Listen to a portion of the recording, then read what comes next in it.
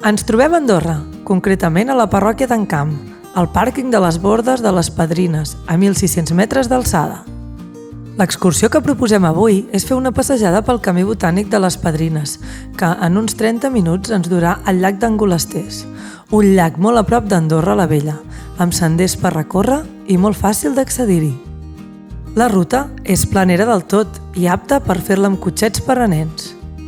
Durant tot el recorregut anirem trobant jardineres amb diferents plantes autòctones que fan més agradable el trajecte.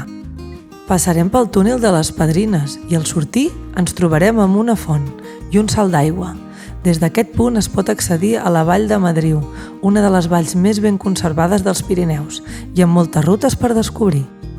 El camí segueix planer, de manera constant, a l'ombra dels grans arbres que voregen el recorregut. Al llarg del recorregut trobem diferents miradors que ens fan embadalir amb muntanyes emblemàtiques, com el cim del Casamanya, uns 100 cims de la FEC, i al fons de la vall, Encamp i Escaldes d'Engordany. Una mica abans d'arribar trobem la recreació d'una carbonera, amb tot tipus d'informació explicant com es feien i l'ús que se li donava. I per acabar, després de deixar enrere la carbonera, trobem el final del camí. Només haurem de travessar un bosc dens de coníferes i en pocs minuts ja hi serem.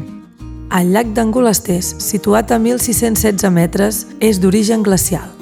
La presa va ser construïda el 1932 i va ser la primera del Principat. Això va facilitar que les aigües d'Angolasters poguessin produir energia hidroelèctrica. Avui en dia forma part de la xarxa hidroelèctrica d'Andorra. Al llac hi trobarem restaurants i zones de pícnic i es pot realitzar la volta pels camins adjacents, on trobarem pescadors tot practicant pesca esportiva. Des d'Angolasters ens acomiadem! Teniu tota la informació del track a la descripció. Fins a la propera sortida!